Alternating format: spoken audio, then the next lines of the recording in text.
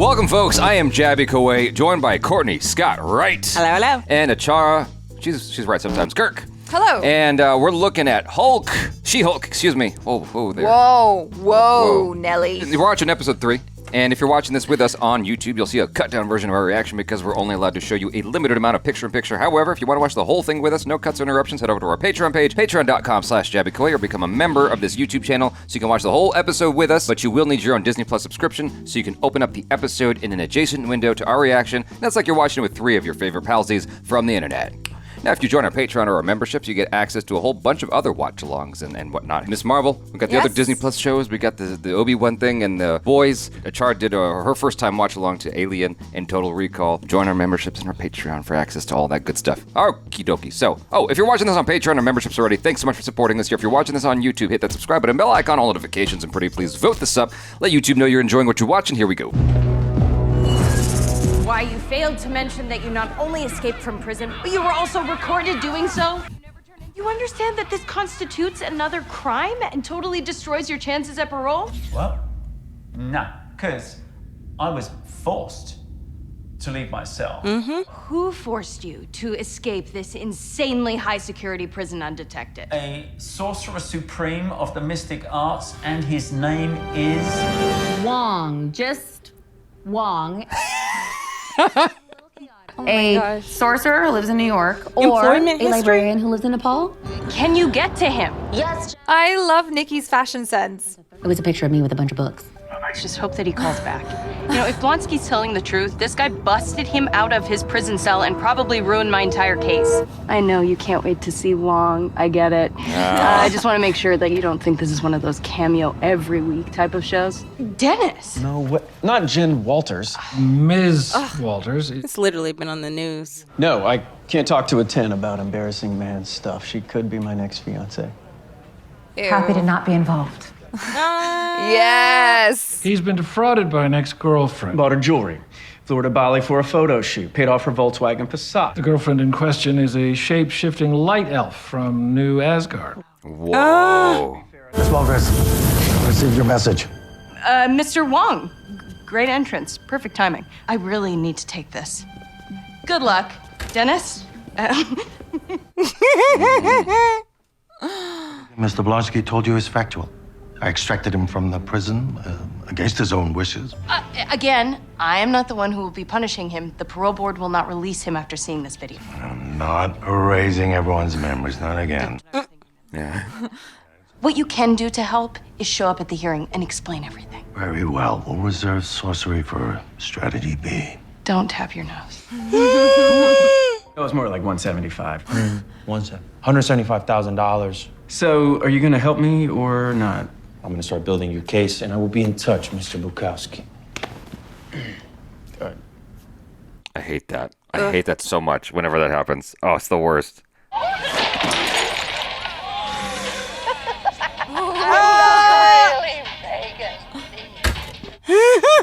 And she was an old lady, too.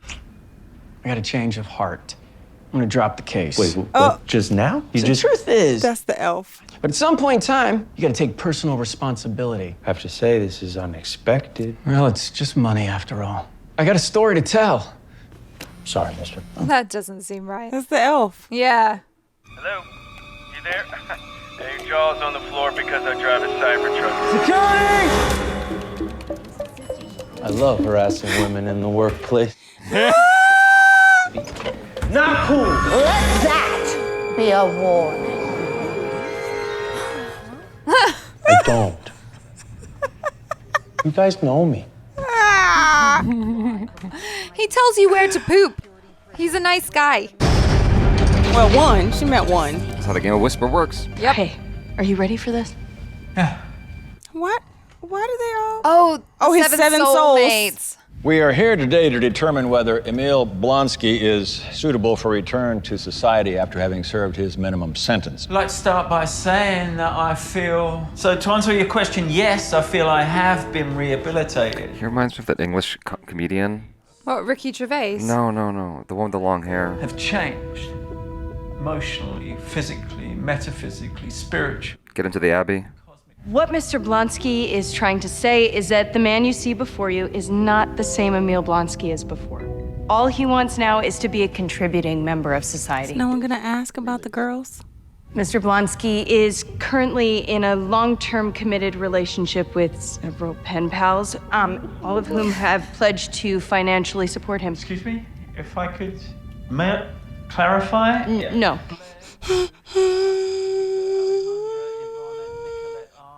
My soulmates.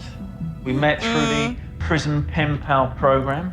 They are my better eights. Love you. I don't think we need to get into that any further. Any other questions? Oh, Is that all? Because there's still the matter of Mr. Blonsky's escape. where is Wong? Where is Wong? Did he just lose track of time? He literally had one job. Terrible. My apologies, Miss Walters. Emil. Finally! I lost track of time. Called it, Charles. Because he is the man responsible for Emil Blonsky leaving prison. And I do think you will see this whole thing in a totally different light after hearing from him. Uh-oh, that's the elf. No, it's not. Have you ever heard of a kumite?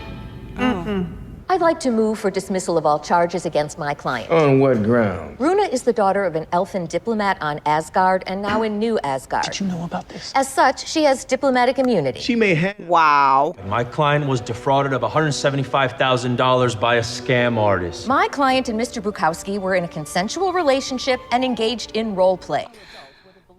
Mr. Bukowski was blinded by love. He absolutely believed that he was dating the real Megan Thee Stallion. I must say, I find it hard to believe that Mr. Bukowski could be fooled so easily. Mr. Pugliese, that being said, I'll allow this to go to trial. So, Miss Runa, your motion to dismiss is denied. Why are we spending time on this? I was wondering the same thing. Bugliese, first of all. Can we talk about that name? Hollywood hookup subscription. There's clearly no vetting Pugliese. process. Italian. What? In light of... The elf is gone. I'm Yes. changing my ruling. Impersonating a judge is illegal. Get down from there. This is very good for us. Uncontrollably becomes Abomination. Isn't he a raging monster out for blood? If I could just put your minds at ease. Oh, no, absolutely not. Hang on a sec. Uh-oh. Oh, no. Oh, no. Oh, no, don't do that.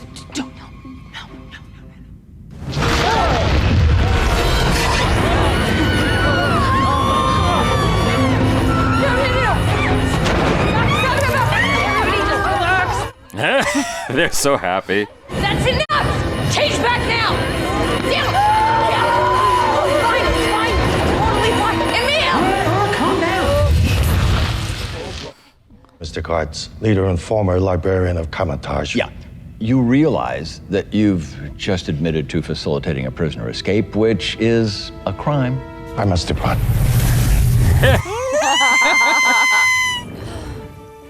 Is there any truth to the rumors you got your powers from a mafia hit gone wrong? What? And then I get to my car, and some protester has written on it, monster defending a monster. Jen, the genie is out of the bottle, girl. You are a story now.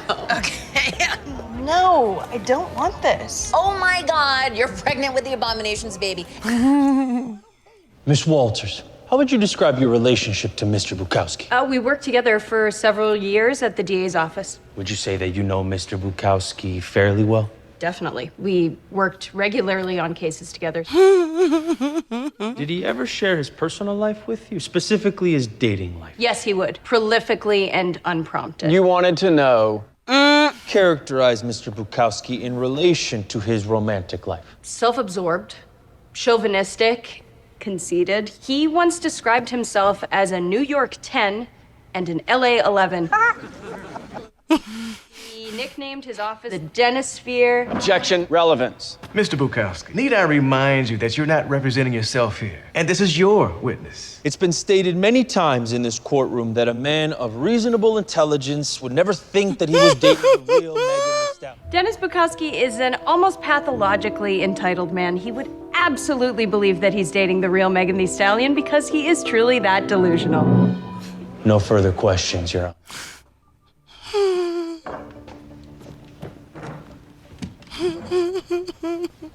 In the case of Bukowski versus Bruno, I award full damages to Dennis Bukowski in the amount of $175,000. We also sentenced the defendant to 60 days for impersonating a judge. No, 9. That's right. Oh, did Dennis Bukowski just give me an idea? That will stay between us. How would they do the that, armband that Hulk had on? Oh, yes. Mr. Blonsky is prohibited from turning into Abomination indefinitely. Well, you might want to reconsider that. I mean, they're going to write a story about you one way or the other. You know, better to be part of it, really. That's what your bestie's He's not been wrong. saying. It's stuck. So now whether I like it or not, I am forever She-Hulk. Great. We have to take a break. When we come back, She-Hulk shares her diet and exercise secrets. I'm sorry, what? So fluffy. That's pretty funny. It's very, very light. Got her! Come on, Oh, wait.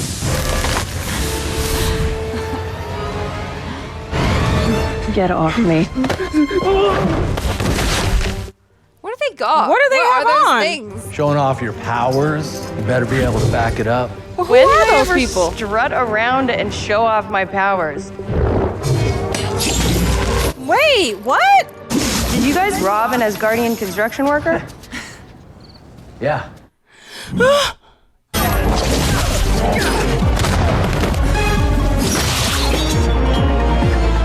Sorry. What? Just. Ouch.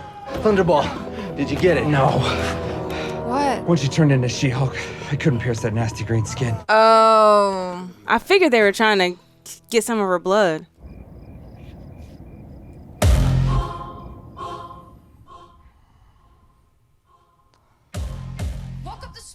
All right. Well, that was a fun Megan Thee Stallion cameo. Nice one. What did you think about that ending, though? Did you rob an Asgardian? This might be my least favorite episode of the 3 that we've watched. Part of the point, I think, is to demonstrate that she's still a good lawyer. Yes. Because, they got kind of subverted with her having to turn into She-Hulk the first time that we saw her lawyering. Yeah. And so here we got to see her, really show her prowess as someone who lawyers. Hi, there's my new favorite client. Just your signature. What? Oh. Good. And initials up here.